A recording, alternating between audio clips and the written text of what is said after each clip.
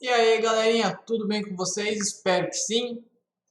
Bom, a gente vai continuar aí a nossa última aula, né? A gente parou aí no slide anterior, mas a gente retoma aqui sem menores problemas, né?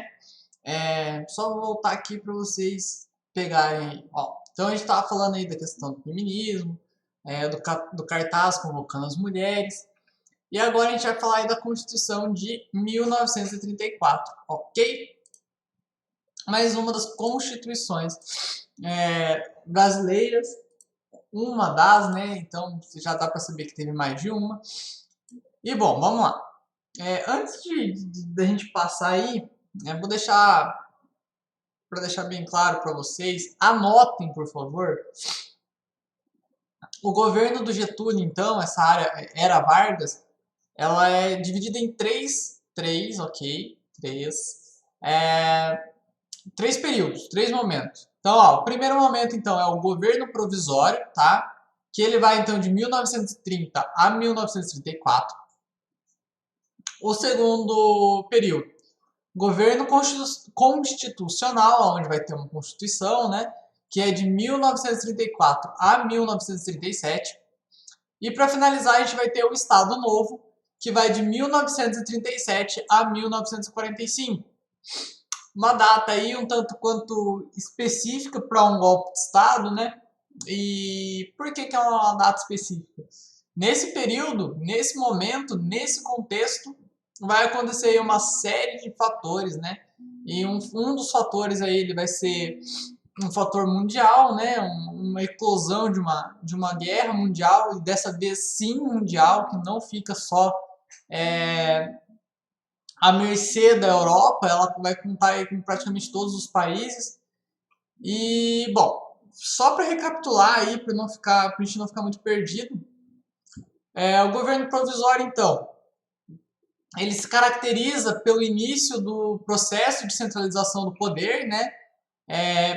Pela eliminação dos órgãos legislativos em níveis federal, estadual e municipal, e também pela ausência de eleições.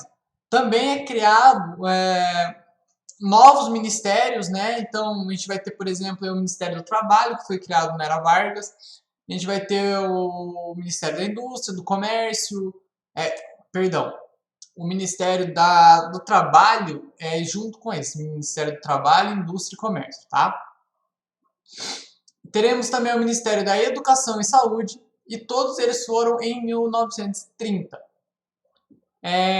Isso tudo, mais a nomeação de interventores estaduais, vão provocar o descontentamento de outros estados, em particular, né, em específico, porque existe essa rixa, né, com o estado de São Paulo. O próprio estado de São Paulo vai fazer o quê? Pegar armas e ir contra o governo do Getúlio, contra o Getúlio também, né? E esse movimento é conhecido aí como Revolução Constitucionalista, ok? Beleza. Então, após a Revolução Constitucionalista de 1932, o Vargas, então, ele promove umas novas eleições, né, legislativas, convoca uma Assembleia Constituinte e ele vai elaborar uma Carta Magna, né, uma nova Carta Magna, em 1934. Essa Carta Magna é a Constituição. Bom, pontos importantes aqui para a gente poder entender e prosseguir no caminho da nossa vida. Ainda é necessário aquela coisa que a gente estudou lá no ano passado, que a gente vai retomar aqui, principalmente nesses governos totalitaristas e autoritários. Por quê? A gente tinha, então, um regime até então democrático, uma república democrática, e ela vai sofrer uma série de interferências. Os três poderes, então, que dividem essa sociedade, eles vão ser modificados, algumas vezes retirados, justamente pelo motivo aí desses governos diferentes que visam a centralização do poder. Então, é importante a gente saber aí, novamente, o que é o poder legislativo, o poder judiciário e o poder executivo. ok? Esses 3 poderes importantíssimos para nós. Não, não só isso, a gente também tem que ter aí como uma base, né, uma coisa assim, extremamente necessária, que é o que é uma Constituição. O que é a Constituição do país, para que ela serve, quais são as vertentes dela e assim por diante. Como vos havia dito, vocês aí têm uma palavra-chave, que é Constituição. Então, a Constituição é a palavra-chave, vocês vão precisar aí agora pesquisar. Pausa o vídeo rapidinho. Não agora. Espero terminar de falar e você pausa o vídeo, tá? Então, ó, vocês vão pegar e vão fazer o quê? Vocês vão pesquisar o que é Constituição, para que Constituição serve, quais são as interferências dela na nossa vida, quantas constituições o Brasil teve e qual foi a última Constituição que o Brasil que teve no Brasil e que é vigente até hoje. Então vocês vão fazer essa pesquisa, pode pausar o vídeo aqui agora, façam uma pesquisa rápida, assistam o vídeo, vocês vão estar assistindo o vídeo, obviamente. A partir do momento que eu falei para vocês pausarem o vídeo e fazerem a pesquisa, vocês vão fazer o quê? Vão pegar e mandar pro prof lá no grupo. Ó, prof, a gente viu assim, assim, assado. Beleza. Então, continuando, a gente vai ver aí inúmeras mudanças políticas nessa Constituição, né? Uma dessas mudanças aí é o voto feminino. Houve-se uma luta por isso e agora é colocado o voto feminino. Foi estabelecido também o ensino primário gratuito e obrigatório. Então, pela primeira vez no nosso país, a gente vai ter aí o ensino obrigatório e também cria-se a justiça do trabalho. Então, na era Vargas, a gente vai ver aí nesse começo muitas lutas pelos trabalhadores. E isso vai fazer o que o prof sempre fala para vocês e que é uma coisa que vocês têm que ter em mente, que a gente está falando de uma base, isso é muito bem explícito, uma base na qual ela é feita pelas pessoas mais pobres e humildes, que geralmente trabalham em subempregos, né? Trabalham em lugares assim onde não tem uma qualidade tão boa. E na era Vargas, nesse primeiro momento, o Vargas vai trabalhar muito em cima disso. O Ministério do Trabalho, a CLT, que são leis trabalhistas. Então a gente vai ver toda uma organização para melhorar o funcionalismo, né? Não só do público, mas quanto do privado. Então ele vai fazer aí vai trazer inúmeros benefícios para os trabalhadores, não só para os trabalhadores, como também para os empresários. Mas ao primeiro momento, para esses trabalhadores eles vão ter aí agora um respaldo legal caso aconteça qualquer coisa. Então, se tiver um machucado no trabalho, se ele for demitido sem ser por justa causa, e entre outros motivos, vai entrar aí nessa justiça do trabalho, ok? Bom, continuando então, a gente vai ver aí a Constituição de 1974, né? Que embora aí derrotado, os paulistanos eles conseguem alcançar alguns objetivos, né? Entre eles aí a criação dessa Constituição. Ela vai acabar sendo aí promulgada em julho, né, de 1934 e ela vai trazer esses avanços democráticos para o país. Então a gente vai ver como para vocês terem noção, um avanço democrático. Até 1930 a mulher não podia votar. Então agora ela pode votar. Então isso é um avanço democrático, porque ela é uma cidadã brasileira e agora ela vai ter a sua voz ouvida pelo governo. Então ela vai ter a participação. Não só isso, entre outros motivos, a gente vai ver muita questão do tenentismo, do coronelismo também, onde a gente vai ver os votos a cabresto, as pessoas eram obrigadas a votar, entre outras coisas, inúmeras coisas que vão acontecendo.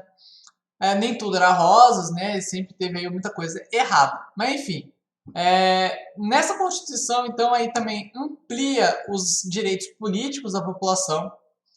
ela estabelece eleições diretas para todos os níveis e pela primeira vez na história do Brasil as mulheres poderiam votar, como eu já havia dito.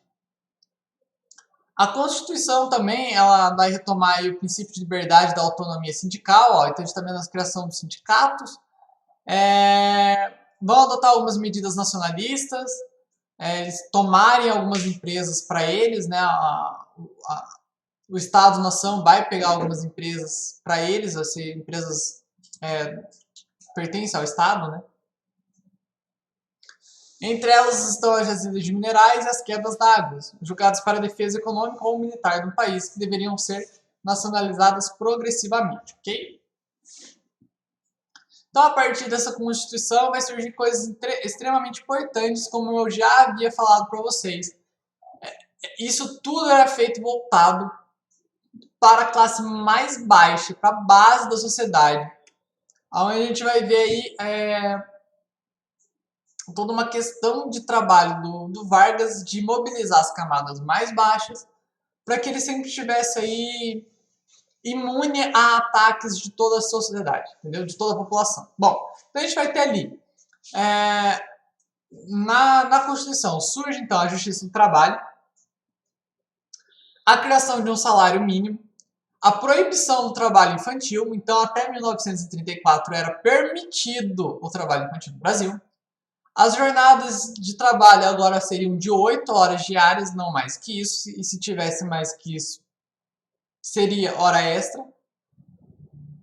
As férias agora seriam remuneradas, deveria ter um descanso semanal, trazia ainda com ela o voto secreto e o sufrágio feminino, que já era previsto desde o Código Eleitoral de 1932, mas ele só vai ter aí como posso dizer assim, a concretização dele em 1934. Sobre a educação do país, então, ela estava preocupada aí com o desenvolvimento do ensino médio superior.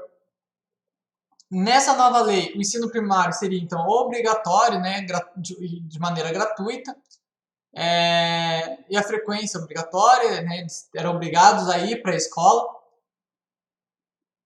O ensino religioso já aí era de maneira facultativa nas escolas públicas, né?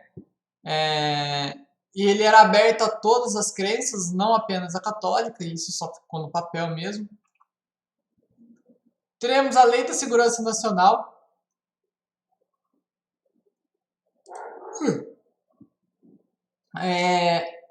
No ano de 1934, então, ele é marcado aí por inúmeras reivindicações operárias, e porque eles, agora que eles tinham sindicato e tudo mais, eles tinham um respaldo legal para poder fazer tudo. Então, uma série de greves então vai começar a surgir, principalmente metalúrgica, né? No Rio de Janeiro, São Paulo, Belém, no Rio Grande do Norte. O governo, então, ele propõe aí, no ano de 1935 a Lei da Segurança Nacional, na qual ela vai definir como crime contra a ordem político-social, incluindo entre eles greves de funcionários públicos. Então, ó, essas greves de funcionários públicos entra aí a polícia civil, que nunca pode entrar em greve, a polícia civil não, a polícia militar, a civil, não lembro. Uma delas não, a militar não pode entrar em greve, assim por diante. Provocações nas classes armadas, né, contra os militares, né, incitação ao ódio entre classes sociais, então ficar fazendo o discurso de classe social, de como que eu posso colocar o nome melhor? Ai, fugiu o nome. Entre a luta de classes. Então, essa luta de classes agora estava assim, que não podia fazer a incitação dessa luta de classes. Nas propagandas subversivas, essas propagandas subversivas são propagandas com duplo sentido. A organização ou associação de partidos por meios não permitidos em lei. Então, ó, não poderiam ser feitos partidos sem serem regulados na lei, e essa lei era bem rigorosa.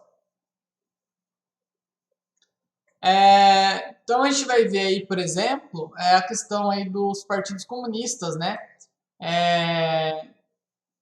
Então, durante esse período do governo constitucional, uma das revoltas mais fortes assim que vão acontecer é justamente a revolta comunista.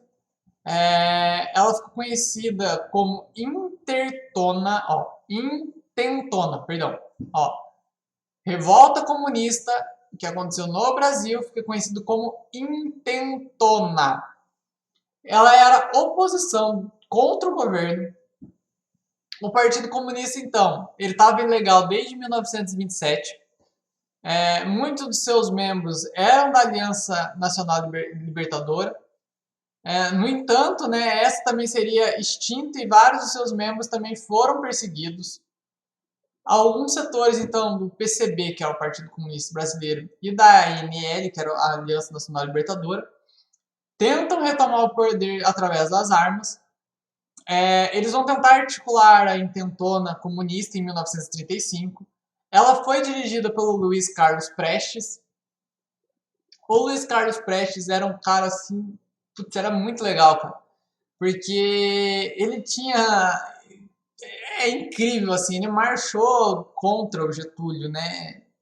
E ele fez isso de uma maneira muito inteligente, porque ele vai fazer o seguinte: ele sabia que dentro do exército, prestem muito bem atenção, dentro do exército existiam muitos simpatizantes do Partido Comunista do Brasil e do próprio comunismo. E o Luiz Carlos Prestes aí, ele teve todo um contato com o comunismo, né? Bom, então ele junta aí todas as pessoas, todos os seus aliados, né, de todas as formas possíveis, e tenta então pregar um golpe de Estado. Ele tenta tomar o poder do Getúlio, que já também pode ser considerado um golpe, dentro de um golpe, e assim por diante. Porém, esse golpe não se concretiza, a repressão do Getúlio é feroz, e isso inclui prisão, tortura, as prisões eram ilegais, tá? A prisão política, né, foi toda chefiada pelo Filinto Miller, então pensem só, Filinto Miller, um nome bem parecido aí com alguma coisa que a gente estava estudando. Bom, então sobre essa expansão aí dos grupos comunistas, né, eles têm aí uma forte presença no Brasil graças aí ao Luiz Carlos Prestes, né? E bom, é aquela questão do famoso perigo vermelho, de realmente ter aí pela primeira vez uma real ameaça do comunismo no Brasil, mas também assim, é um comunismo que não é bem comunista. Então, eles tinham ideários, ideias comunistas, mas que eram modificadas para a realidade que tinha aqui. E tem todo um complexo atrás disso. Então, tipo, foi um golpe que não foi um golpe. E mesmo que tenha sido um golpe organizado por pessoas simpatizantes ao comunismo, a gente tem que analisar muito bem se esse comunismo seria um real comunismo ou uma das vertentes do comunismo. Como assim, professor, me deu nó na cabeça? Em história, a gente usa vários conceitos que a gente coloca a seguinte letra no final de tudo, que é a letra S. Por quê? A gente não fala de... vamos usar um caso aqui, por exemplo, que seria aí o comunismo. A gente não fala de comunismo, a gente fala comunismos, no plural. Porque existe mais de uma vertente e cada pessoa pensa de um jeito. Isso também nos remete aos cristianismos, que são vários tipos de cristianismo, porque cada um vê de um jeito. E isso vai se alastrar por qualquer termo utilizado. Os capitalismos, as democracias, tudo que a gente tem aí como nomenclatura, a gente vai colocar esse S a mais, porque ela é plural, cada um vê de um jeito. Bom, sobre esse golpe comunista, né, a gente vai ver, por exemplo, aí, o Luiz Carlos Prestes e a Olga Benário, né, a famosa Olga. Ela era judia e mais tarde seria deportada grávida pelo governo Vargas para a Alemanha. E ela vai morrer no campo de concentração nazista. Então ela tem toda uma história por trás da Olga, tem até um filme que, se eu não me engano, chama Olga, e é muito interessante ver isso, porque ela é mandada pelo Vargas para a Alemanha, deportada para lá, e ela vai, como ela era judia, ela vai ser morta nos campos de concentração nazista. Então aí nos remete a pontos importantes. Quais pontos importantes são esses? A gente vai ter aí o Vargas mandando uma mulher para os alemães nazistas, sabendo de tudo que estava acontecendo lá. E daí a gente fica naquela questão. Existia relação entre Vargas e o nazismo? Sim, ele existia. Por que ele existia?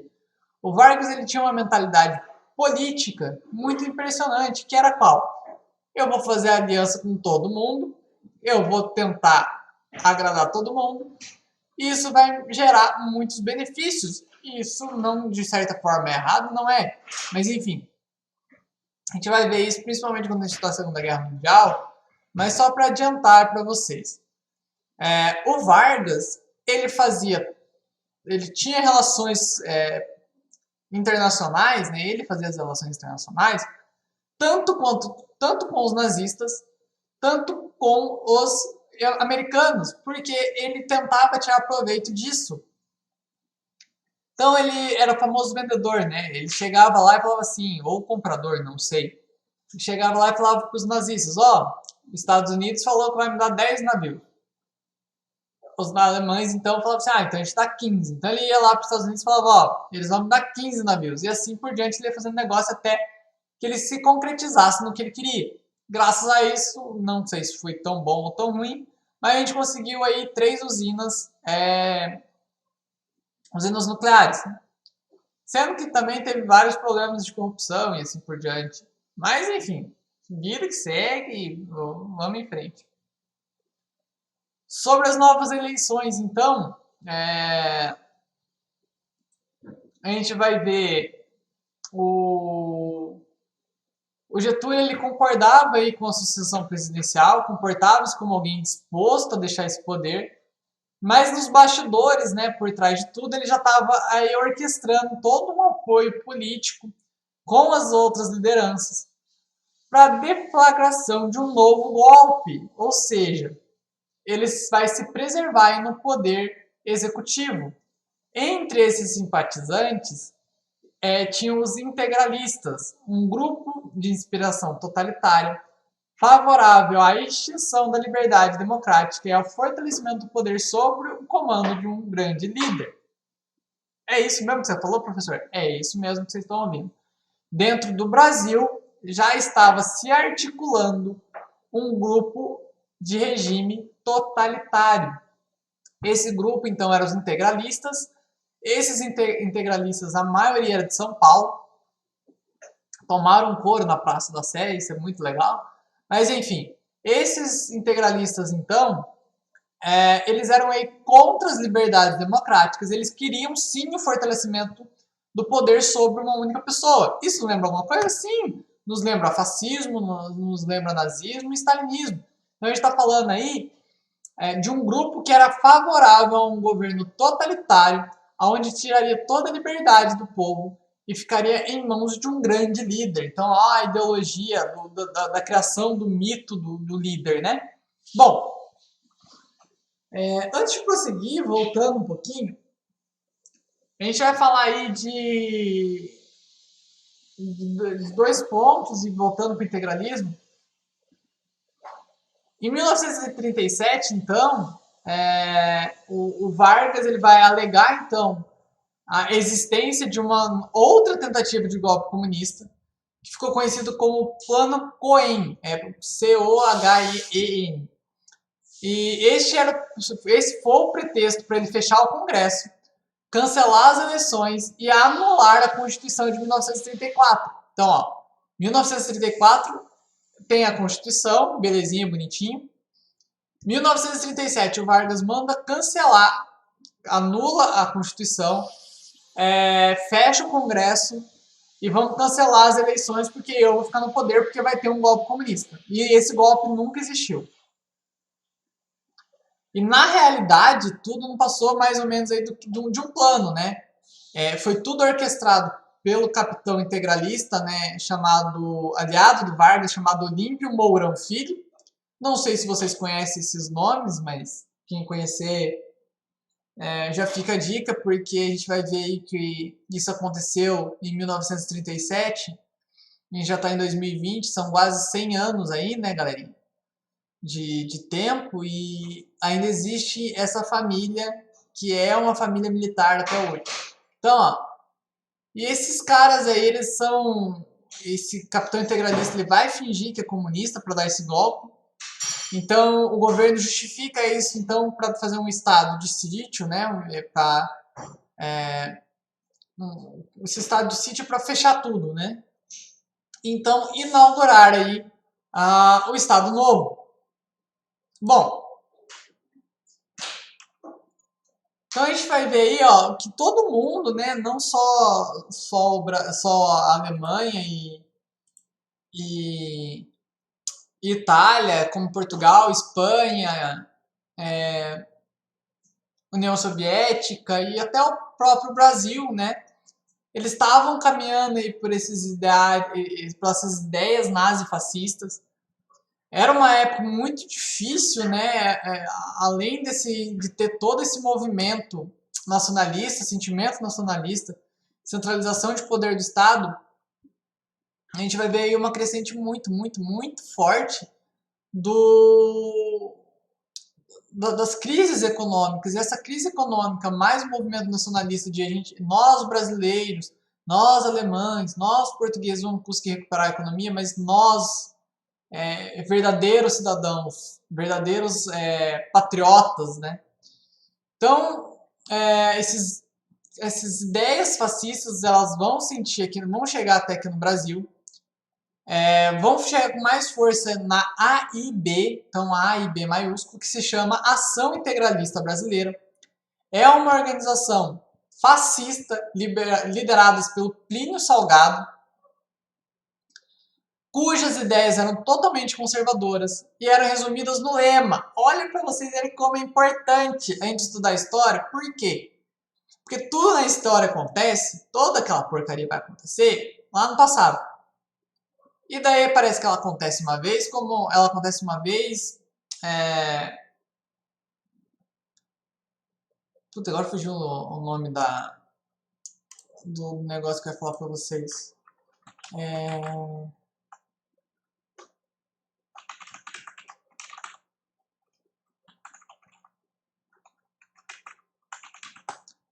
Deixa eu ver se eu vou lembrar.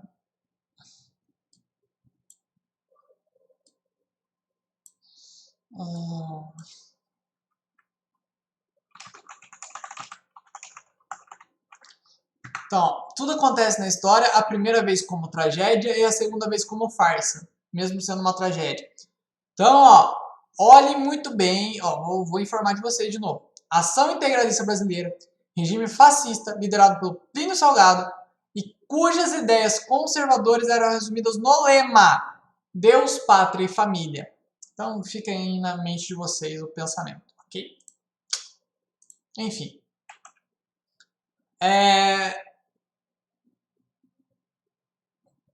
Então a gente vai ver aí que desde dos fins de 1935, né, teve esse clima de efervescência no Brasil, onde vai ter vários movimentos, né, os movimentos de oposição, que é a ANL, que eram contra o governo Vargas. A ANL então foi fundada por tenentes, desintendentes da Revolução de 1930, que defendiam uma reforma agrária e defendiam o combate às doutrinas fascistas, né? E do outro lado a gente tinha o movimento integralista, né, que foi ganhando destaque com um crescente número de seguidores, influenciado pelos fascistas italianos. Na época do governo Vargas, né, nesse primeiro governo do Getúlio Vargas, eles eram defensores, eles combatiam, eles combatiam os defensores do pensamento de esquerda. E ali tem um cartaz, né, da propaganda integralista, ó, o Brasil precisa de você. Notem para vocês, ó, o Brasil precisa de vocês. Fora do integralismo, não há nacionalismo, ou seja, somente o pessoal do integralismo era nacionalista, eles eram defensores da pátria, eles eram os patriotas. E já em 1937, então, a gente vai ter o golpe de Estado, o surgimento do Estado Novo, e isso a gente continua na próxima semana. Beleza, galerinha? Até a próxima aula. Aquele abraço. Prof, tá com saudade de vocês. Até nossa aula ao vivo também. Beijão no coração.